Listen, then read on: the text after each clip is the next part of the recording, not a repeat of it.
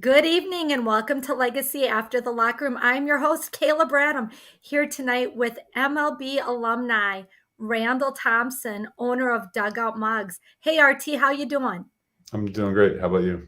I'm doing wonderful. I want to get right into this. Happy holidays to you.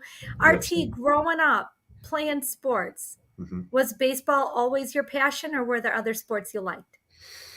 I did love playing basketball, but nothing quite like baseball. The game of baseball always kind of had a pretty strong grip on me. But yeah, basketball was another love of mine, but nothing even close to baseball.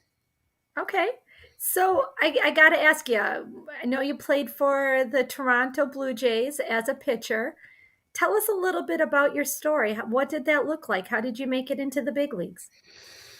I grew up a pretty undersized kid, and I guess the underdog, so to speak. And I was a high school baseball player for 3 years, and then my senior year in high school, I finally got an opportunity to play varsity baseball. And from then, I was a middle infielder slash third baseman, and I started pitching my senior year, and I got a walk on shot at a D2 college over on the east coast of Florida called Florida Tech. And I did that, and I started throwing even harder and doing a little bit better. And then I started getting attention to the pro scouts and ended up signing with the Blue Jays. And I played in their minor league system. I didn't quite get up to the big league level, but yeah. And then I got a chance to play in the Blue Jays organization for about 2 years. So, biggest lesson you learned in the minor leagues? Oh, be patient, really. uh, that's the first thing that comes to mind. The most topical thing that comes to mind is just be patient. I spent a lot of time kind of just being very uneasy in minor league baseball, just wanting to know what was next, what was next, instead of just kind of getting lost in the process of climbing up that ladder. And my impatience kind of led to my own demise, and it led to a lot of boredom for me. And I kind of wrote my own ticket to kind of just end things. So patience is something that I learned from minor league baseball. I appreciate that advice. That's something I don't think I've ever heard on any of the podcasts that we've done. Patience is a virtue, right? It is, yeah. So, were you planning your next big business venture while you were with the Blue Jays, or was it after you left that you started thinking about what comes next? So I did have like baseball when I was 4 or 5. I was introduced to the game, and then nobody ever really had to twist my arm to ever go out to a baseball field. Was uh, I was the kid that would be standing on the stoop as my dad pulled up in his truck getting home from work, and I'd already have the bucket of baseball sitting there with my bat bag, and he'd say, "I'm going to run in, I'll get changed, and we'll go." And that same kind of unexplainable curiosity or love existed amongst um, like product ideas, creative ideas, business ideas. I've always really have been infatuated by, I guess you'd call it entrepreneurship now, but just really really curious about products and business. And so I always told myself that if I wasn't in baseball, I'd want to try to pursue something that had to do with business, and more so being really creative. And so after I got released, I kind of bounced around a little bit, and then I really had this itch to be creative. So I took an ad agency internship, and that kind of fell apart. And then just kind of out of desperation, I just went into my back pocket and said, I had this idea once. Maybe I'll just pursue this idea and try to turn it into a business. And that's what happened. Oh my gosh. Okay, so I had this idea. Why don't you go ahead and tell our viewers and our listeners about the idea you had? Yeah, so I was coaching college baseball, and the hitting coach was taking a wooden or a handsaw and cutting wooden baseball bats in half with it in the dugout. And I saw a bunch of loose bat barrels lying around in the dugout, and I thought to myself that you could continue to drill out the center of that bat barrel and turn it into a pretty cool drinking mug. And that's how the Dugout Mug was born. All right, do me a favor. I know this doesn't help anybody listening to the podcast, but for everybody watching on YouTube or Facebook or LinkedIn, show everybody, if you don't mind, RT, what these look like. Yeah, you got it. So, barrel of a baseball bat. This one's signed by Pete Rose, but it's hollowed out in the center. Holds 12 ounces of hot or cold liquid, and yeah, Dugout Mug. Barrel of a baseball bat turned into a drinking mug. And so here's the cool thing. The first time that I saw these RT was at Big Poppi, David Ortiz's Super Bowl event, raising money for his foundation to help children with heart surgeries, right? And then last month, I'm in West Palm Beach for the Perfect Game USA Hall of Fame induction. And I see him there too. In fact, I end up at your table with Blaze and another one of your team members. And I'm like, oh my gosh, I know those mugs. I saw them at Big Poppi's event at Top Golf for the Super Bowl. Yeah. How has your business grown since you seeing some sawed off bat barrels, to today? Where are you guys now? Well, I guess so. Like the accolade that kind of puts everything into perspective is that Inc. 5000 named us one of the fastest growing companies in America, 791, and then number 30 in manufacturing.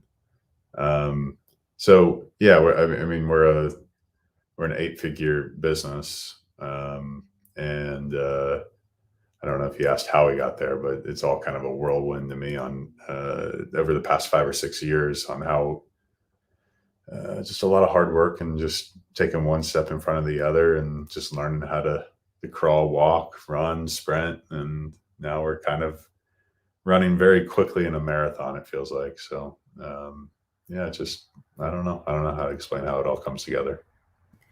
I have so many questions for you, RT, because I've taught high school and I see kids who are just designing skateboards and taking apart computers and putting them back together.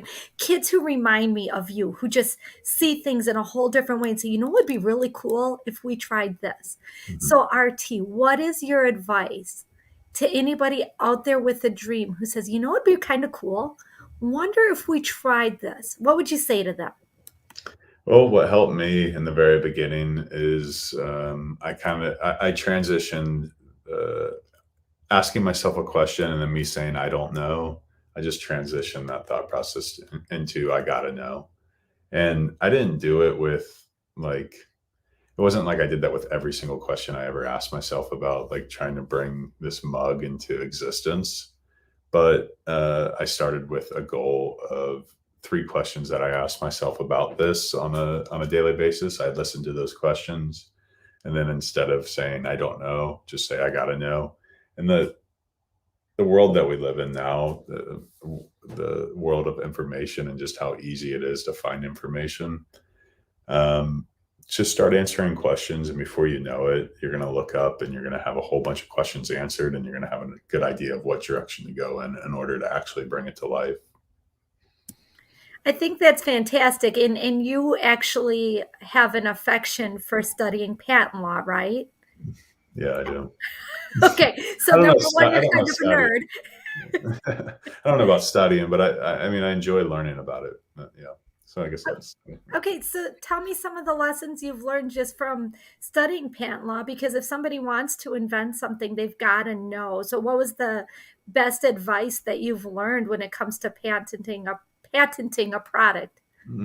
Well, so I think it's probably in your best interest that if you have a legitimate idea, well, the first thing you should know is that anytime you go to file for a utility patent, it's gonna cost you a lot of money to do that.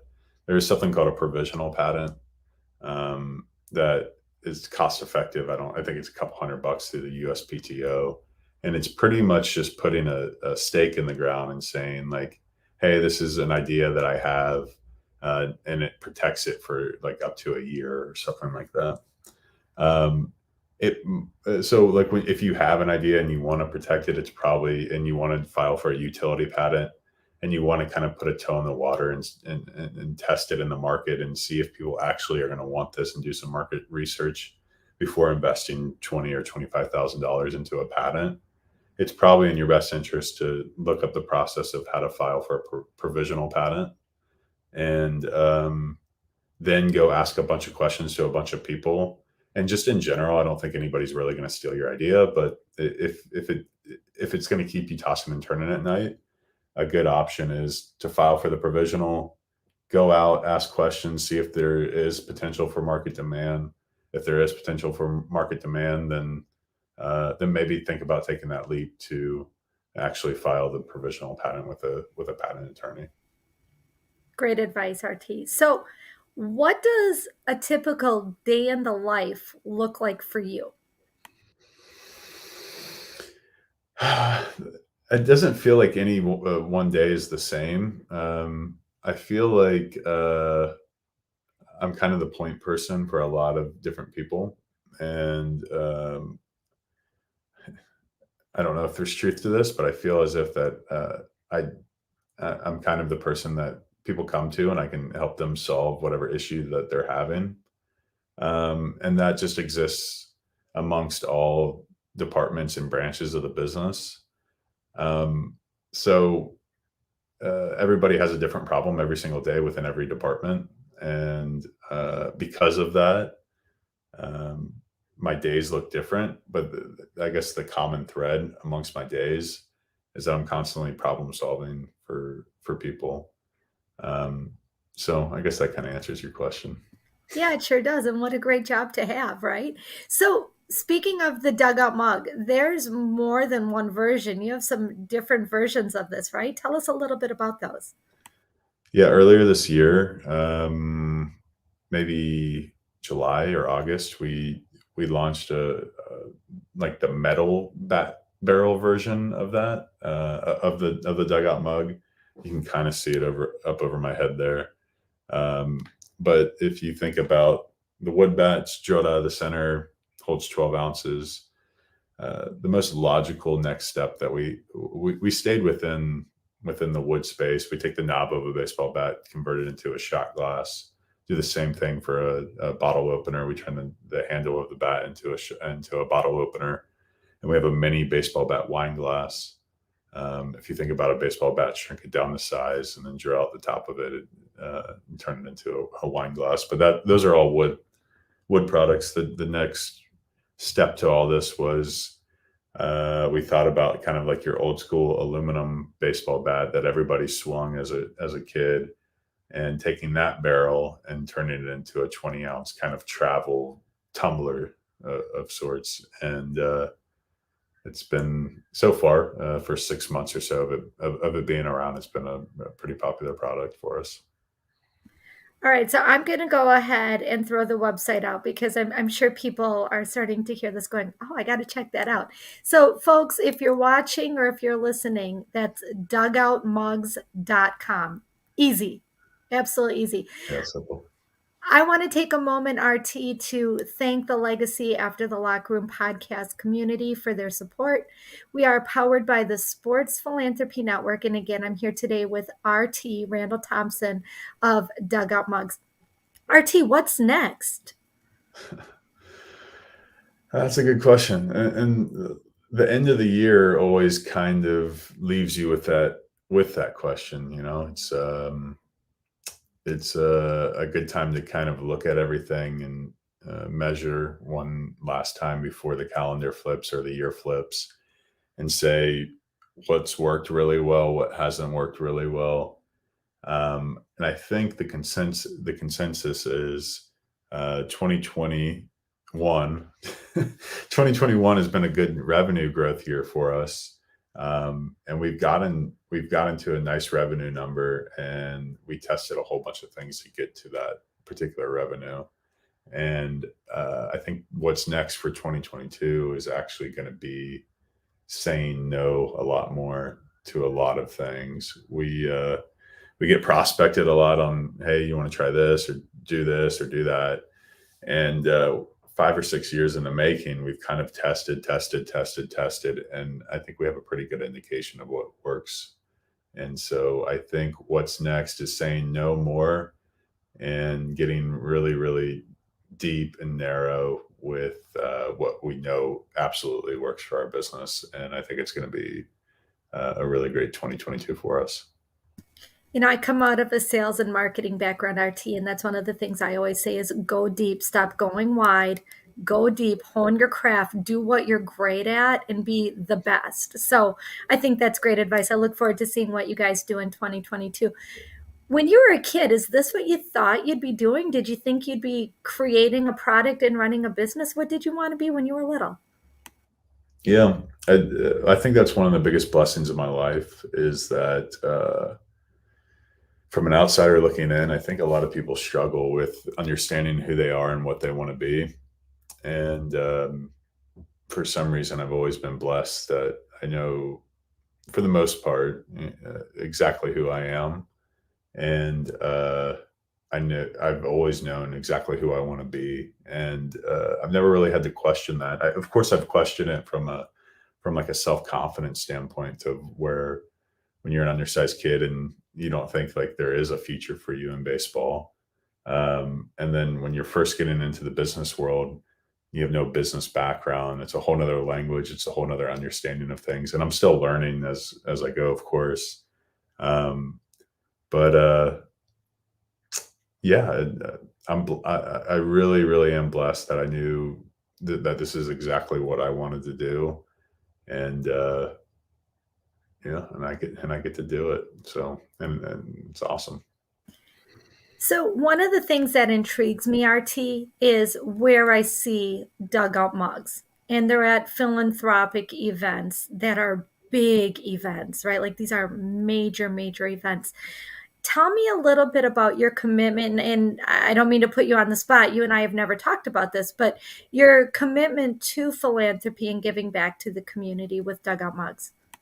Yeah, I do. I mean, I'm not. I don't love talking about that stuff. Money in general, I have a hard time, I guess, discussing.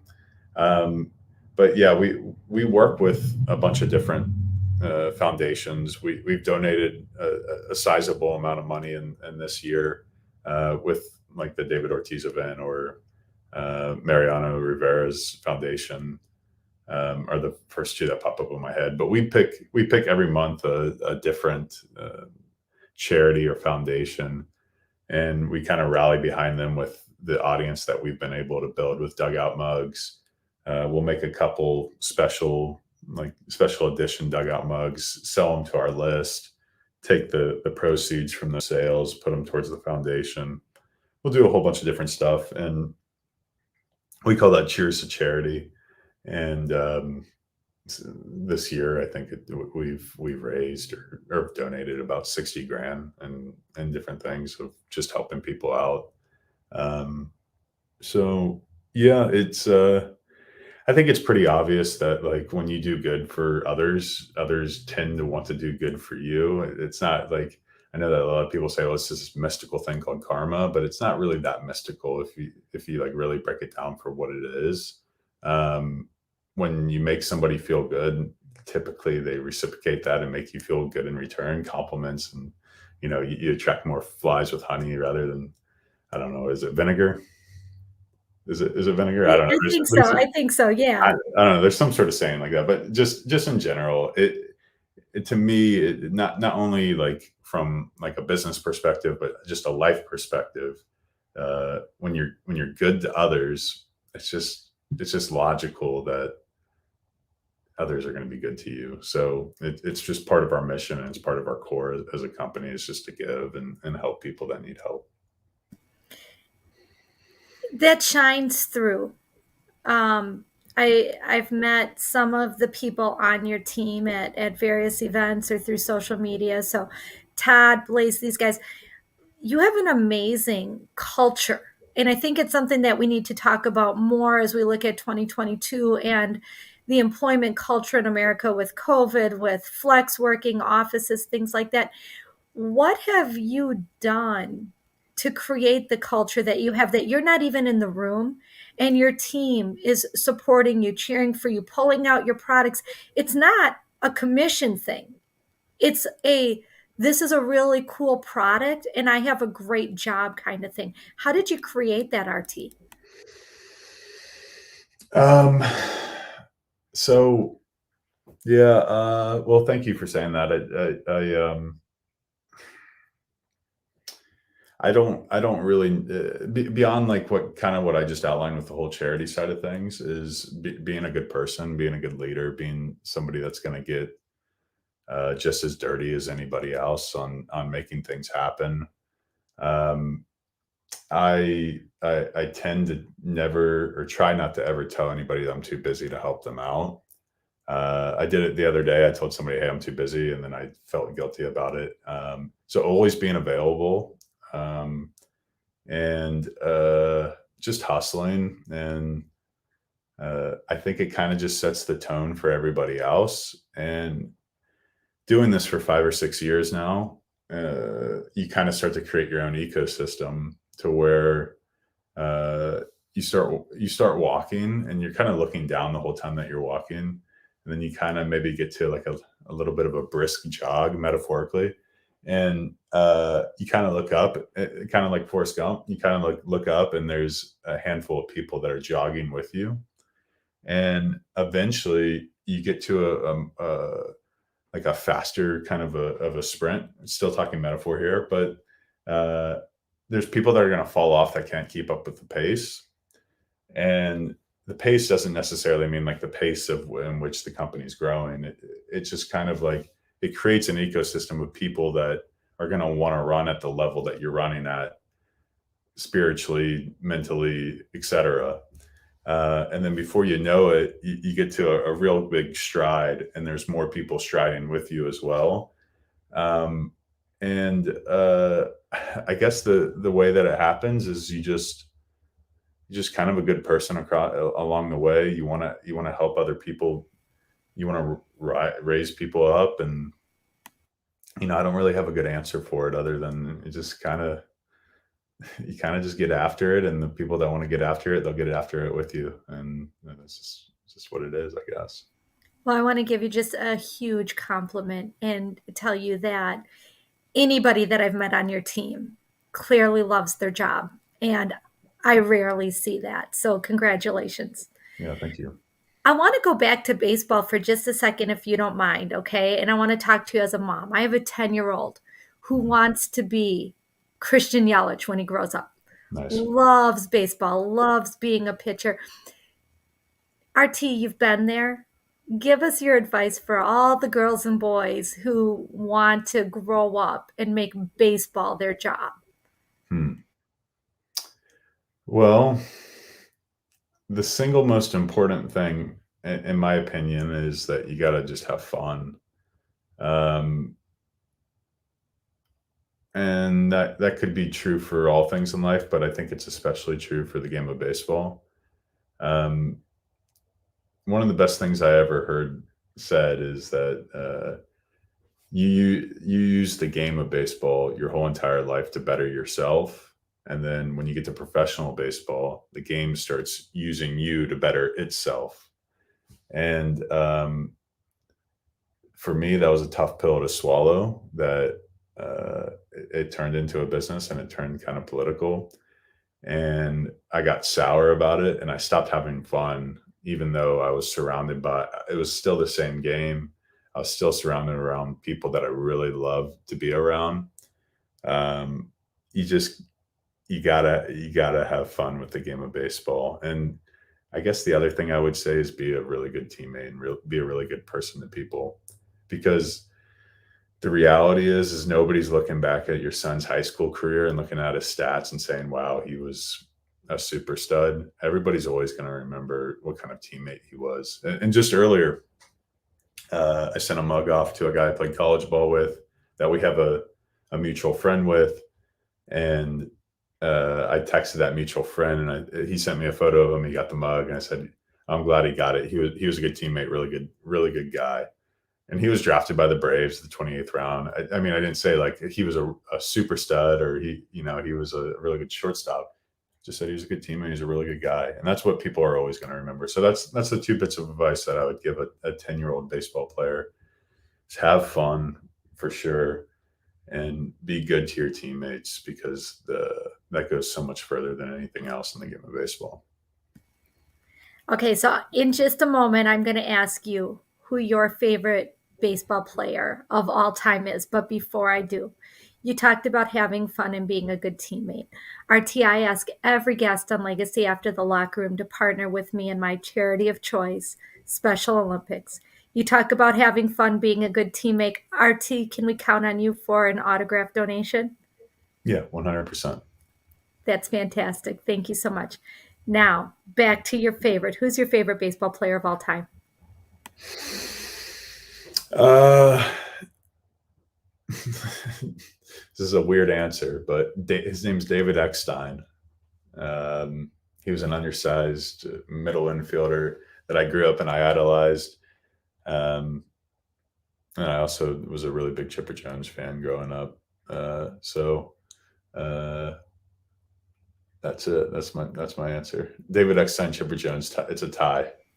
I'll take it. And one more question along very similar lines. Best coach you ever had and why? Oh boy, this is going to be an interesting angle. This is the first thing that popped in my head. Is that I heard once that the root word for passion is struggle, and that's where Passion of the Christ comes from. And typically we find in life passion in the things that we struggle with, and we are actually we become very talented at the things that we struggle with as well, because I think it breaks it down to a bare bones level that if we ever build up from there, it gets to a level where people have never been before. It's just we understand the things we struggle with.